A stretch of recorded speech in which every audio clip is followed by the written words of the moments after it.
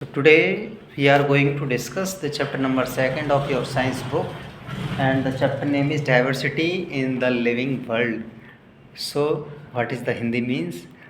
Diversity in the living worlds का मतलब है कि जो हम जीते हैं ना, अपने जीवन जीते हैं संसार में। डाइवर्सिटी का मतलब है विविधताएं, यानी कि ना विविधताओं का मतलब है कि सारे लोग एक जैसे नहीं हैं। सब लोगों का खान पीन, रहन सहन, वेशभूषा, बोली, ये सारी चीज़ें एक जैसी नहीं है, सबकी अलग अलग हैं, है ना। तो इन्हीं चीज़ों के बारे में हम जो डिस्कस करेंगे। ओके, तो real life application and curiosity bridge के बारे में हम पढ़ेंगे। शायद पढ़ाया था क्या? नहीं पढ़ाया। ओके, रियल लाइफ एप्लीकेशंस यानी कि हमारे जीवन में जो चीज़ें घटनाएं घटित होती हैं ना, जो भी चीज़ें हमारे साथ एक्सीडेंट्स, को एक्सीडेंट्स, इंसिडेंट्स, जो भी चीज़ें होती हैं उन सारी चीज़ों के बारे में पढ़ेंगे। तो studying adaptation in nature helps us.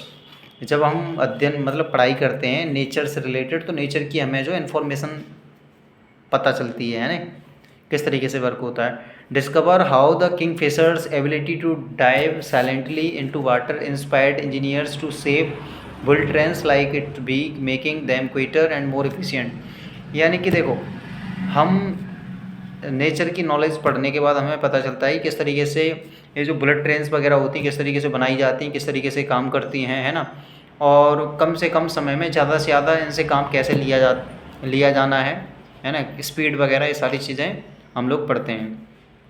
Realize how the silent feathers of owls inspired engineers to design aeroplane wings that reduce noise during flight। यानी कि जो इंजीनियर्स होते हैं इस तरीके से एरोप्लेन वगैरह का डेवलपमेंट करते हैं कि उनमें से आवाज़ कम आए और स्पीड बहुत ज़्यादा हो। Appreciate how water hygienists and water lice clean wastewater by using their roots to absorb pollutants such as dyes and heavy metals। यानी कि ना वाटर माने होता है पानी। देखो, पानी को हम अगर अच्छे से यूज करें तो हम उसको सेव कर सकते हैं, सेव वाटर, यानी कि पानी को बचा सकते हैं एक्स्ट्रा अगर हम खर्च ना करें तो, है ना। वेस्ट वाटर, देखो पानी इमरजेंसी के लिए हम पानी स्टोर भी कर सकते हैं। पहले लोग क्या किया करते थे कि जब बारिश हुआ करती थी ना, बारिश के पानी को स्टोर कर लिया करते थे, जिससे कि इमरजेंसी में ज़रूरत पड़े तो वहाँ से उसको हम काम में ले सकें। Recognize how the gecko's ability to stick to surfaces led to the creation of advanced adhesives and climbing robots for smooth and vertical surfaces। और भी विभिन्न प्रकार की चीज़ों के बारे में पढ़ेंगे हम कि किस तरीके से चीज़ें काम करती हैं, है ना। ओके, तो बेसिकली इस चैप्टर के अंदर हम पेड़ पौधों के बारे में, नेचर के बारे में, है ना, aeroplanes, bullet trains and roads, पुल्स, ब्रिजेस, इन सारी चीज़ों के बारे में हम लोग पढ़ने वाले हैं। ओके, तो क्यूरियोसिटी ब्रिज की तरफ चलते हैं, है ना। One day Rita and her dad went to a nature reserve.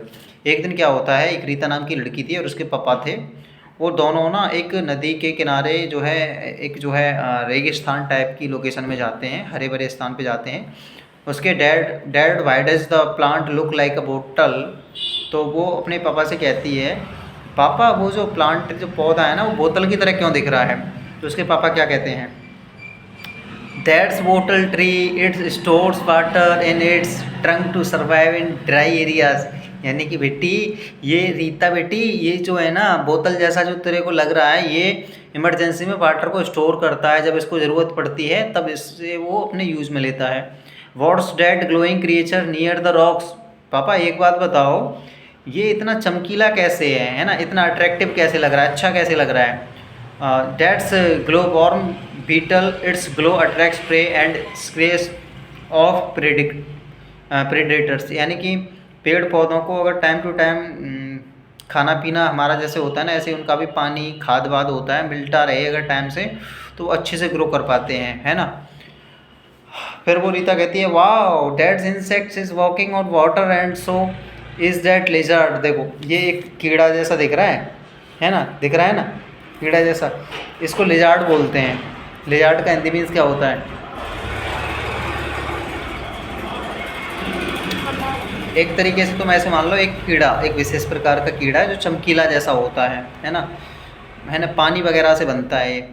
Date insects a water strider, its legs are so light and water repellent that is doesn't sink.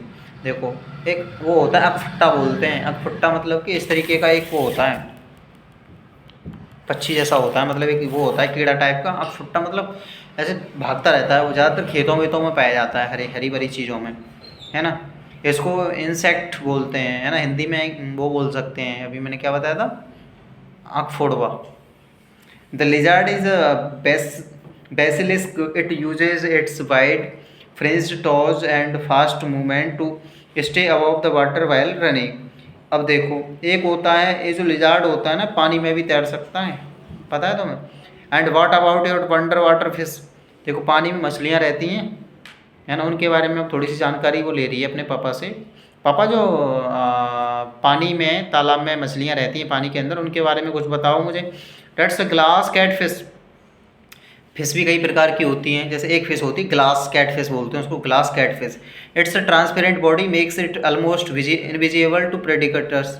यानी कि देखो जो ग्लास कैट फिश होती है ना, ये इस तरीके से होती है कि उसके हम अंदर के ऑर्गन्स को भी देख सकते हैं, एकदम पानी की तरह होती है, देखो, है ना। Okay, so in this chapter you will, देखो इसमें हम क्या क्या पढ़ेंगे इस चैप्टर के बारे में। Classify plants based on the characteristics of their stems, roots, leaves and seeds. यानी कि हम पढ़ेंगे जो पेड़ पौधे होते हैं उसके बीज के बारे में, उसकी पत्तियों के बारे में, उसके रूट्स यानी जड़ों के बारे में और तनों के बारे में, है ना, किस तरीके से वो ग्रो करते हैं, बड़े होते हैं, किस तरीके से फूल आता है, पत्ती आती है, फल आते हैं, इन सारी चीज़ों के बारे में। Categorise animals based on their type of movement and locomotions.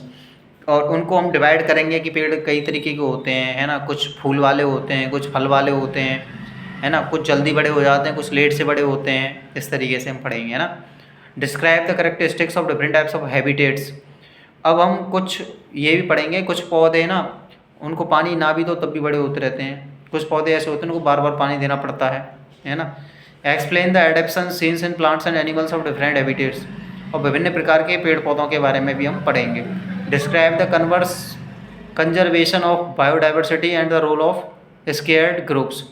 और भी बायोडाइवर्सिटी का मतलब होता है जैव विविधता, यानी कि बायो से रिलेटेड जो चीज़ें होती हैं ना, उन चीज़ों के बारे में भी हम लोग जो है पढ़ेंगे। ओके, ये तो इसकी सिर्फ वो थी ओनली शॉर्ट में इंट्रो टाइप में। अब हम चैप्टर पढ़ेंगे इसमें।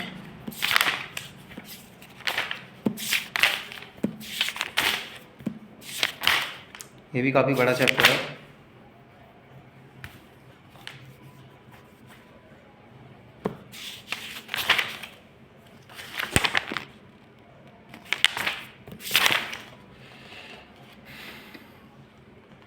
देखो ये नॉन वेज है, पता नहीं क्या रखा है, और बेकार चीज़ होती है नॉन वेज।